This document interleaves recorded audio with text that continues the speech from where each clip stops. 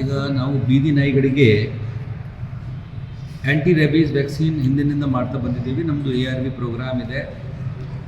ನಾವು 1,40,000 ಅಷ್ಟು ಕವರ್ ಮಾಡ್ತೀವಿ. ಆ ARV ಜೊತೆಗೇ ಈ 5-in-1 ಬೇರೆ ನಮ್ಮದು ವೈರಸ್ ಇತ್ಯಾದಿಗೆ ತಡ್ಕೊಳ್ಳೋಕ್ಕೆ ಇದನ್ನು ವ್ಯಾಕ್ಸಿನ್ ಕೊಡ್ತಾಯಿದ್ದೇವೆ. ಈಗ ಬೀದಿ ನಾಯಿಗಳಿಗೆ ಈಗ ಕೊಡ್ತಾ ಇರೋದು ಇಡೀ ಇಂಡಿಯಾದಲ್ಲಿ ಪ್ರಥಮವಾಗಿ ಯಾವುದೊಂದು ಮುನ್ಸಿಪಾಲಿಟಿ ಮಾಡ್ತಕ್ಕಂಥ ವಿಚಾರ ಇದೆ. ಇದು ನಮ್ಮೆಲ್ಲರಿಗೂ ಹೆಮ್ಮೆಯ ವಿಷಯ. ಸೊ ಹೀಗಾಗಿ 1,84,000 ನಾವು ಟಾರ್ಗೆಟ್ ಇಟ್ಕೊಂಡಿದ್ದೇವೆ. ARV ಜೊತೆಗೇ ಸೇರಿಸ್ಕೊಂಡು ಇದನ್ನು ಕೂಡ ಕೊಡಲಿಕ್ಕೆ ಹೋದರೆ ಚೆನ್ನಾಗಿ ವೈರಸ್ ಇದನ್ನು ಬೇರೆ ಬೇರೆ ರೋಗಗಳು ನಮ್ಮ ನಾಯಿಗಳಿಗೆ ಏನು ಬರುತ್ತವೆ ಅದು ಕಡಿಮೆ ಆಗುತ್ತೆ. ಈಗ ಟೋಟಲ್ ನಾವು 4,90,00,000 ಬಜೆಟ್ನಲ್ಲಿ 4,30,40,00,000ಕ್ಕೆ ಈ ವ್ಯಾಕ್ಸಿನ್ ಕೊಂಡ್ಕೊಡಲಾಗಿದೆ. ರಿಮೈನಿಂಗ್ 46-50 ಲಕ್ಷ ಏನಿದೆ ಅದಕ್ಕೆ ಕೋಲ್ಡ್ ಚೇನ್ಗಾಗಿ ಬೇರೆ ಬೇರೆಗಾಗಿ ವ್ಯವಸ್ಥೆ ಮಾಡ್ತೀವಿ. ಎಷ್ಟು ನಾಯಿ ಸರ್ ಅಂದಾಜು? ಹೇಳಿದ್ದೀನಿ 1,84,000. ಸರ್, ಈಗ BBMP ಈ ಖಾತೆ ಮನೆ ಮನೆಗೂ ಕೊಡೋದಕ್ಕೆ ಅದಕ್ಕೆ ಈಗಾಗಲೇ ನಾವು ಟೆಂಡರ್ ಕರೆದು ಎಲ್ಲ ಝೋನ್ಗಳಲ್ಲಿ ಅದು ಪ್ರಿಂಟಿಂಗ್ ಸ್ಟಾರ್ಟ್ ಆಗಿದೆ.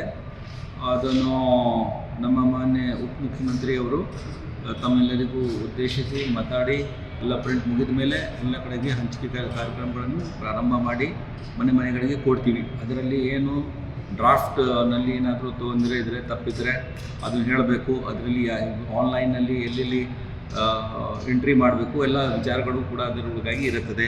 ಒಂದು ಪತ್ರನೂ ಇರುತ್ತದೆ ಡೆಪ್ಟಿ CM ಅವ್ರದ್ದು, ಅದು ಇತ್ಯಾದಿ ಇರುತ್ತೆ. ಅದು ಪ್ರಾರಂಭ ಮಾಡ್ತೀವಿ. ಇದು ಈ ವಾರದಿಂದ ಅಥವಾ ಮುಂದಿನ ವಾರದಲ್ಲಿ ನಮ್ಮ ಮಾನ್ಯ ಉಪಮುಖ್ಯಮಂತ್ರಿಯವರು ಯಾವಾಗ ಮಾಡ್ತಾರೆ ಪ್ರೆಸ್ ಮೀಟಿಂಗ್ ಮತ್ತು ನಿರ್ದೇಶನ ಕೊಡ್ತಾರೆ ಆಗ ಸ್ಟಾರ್ಟ್ ಮಾಡ್ತೀವಿ. ಪ್ರಿಂಟಿಂಗ್ ನಡೀತಾ ಇದೆ ಈಗ. ಸರಿ, ಕೆರೆ ಒತ್ತುವರಿ ಸರ್, ಬೆಂಗಳೂರಲ್ಲಿ ಕೆರೆ ಒತ್ತುವರಿ ಆಗಿದೆ. ಕೆಂಪಬುದಿ ಕೆರೆ ಸಮೇತ ನೋಟಿಸ್ ಕೊಟ್ಟಿದ್ದೀರಂತೆ. ಕೆರೆಗಳಿಗೆ ನಮ್ಮ ಪರಿಧಿಯಲ್ಲಿ ಆಗ್ತಕ್ಕಂಥ ಒತ್ತುವರಿಗಾಗಿ ನಾವು ಕಾಲಕ್ಕೆ ತಮಗೆ ಎಲ್ಲ ಇನ್ಫಾರ್ಮೇಷನ್ ಕೊಡ್ತಾ ಬಂದಿದ್ದೇವೆ. ಅಲ್ಲಿ ಡೆಸಿಗ್ನೇಟೆಡ್ ಆಫೀಸರ್ ನಮ್ಮ ಎಕ್ಸಿಕ್ಯೂಟಿವ್ ಇಂಜಿನಿಯರ್ಗೆ ಎಲ್ಲ ಮಾಹಿತಿ ಹೋಗಿದೆ. ಅವು ಕೆಲವು ಸರ್ವೆ ಕಾಮಗಾರಿಗಳು ಆಗಿಲ್ಲ ಅಂತ ಹೇಳ್ಬಿಟ್ಟು ಆ ಸರ್ವೆ ಡಿಪಾರ್ಟ್ಮೆಂಟ್ಗೆ ಏನೊಂದು ಬರೆದಿದ್ದಾರೆ.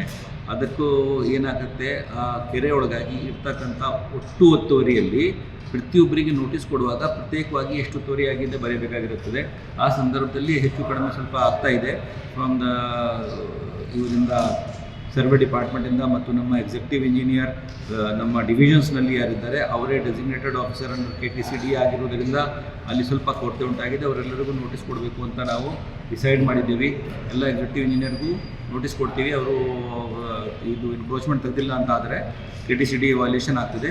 ಹೈಕೋರ್ಟ್ನಲ್ಲಿಯೂ ಕೂಡ ಅವರ ಮೇಲೆ ಆ್ಯಕ್ಷನ್ ತೊಗೊಳ್ಬೇಕು ಅಂತ ಡೈರೆಕ್ಷನ್ ಇರುವುದರಿಂದ ಅವ್ರ ಮೇಲೆ ಆ್ಯಕ್ಷನ್ ತೊಗೊಳ್ಬೇಕಾಗಿರುತ್ತೆ.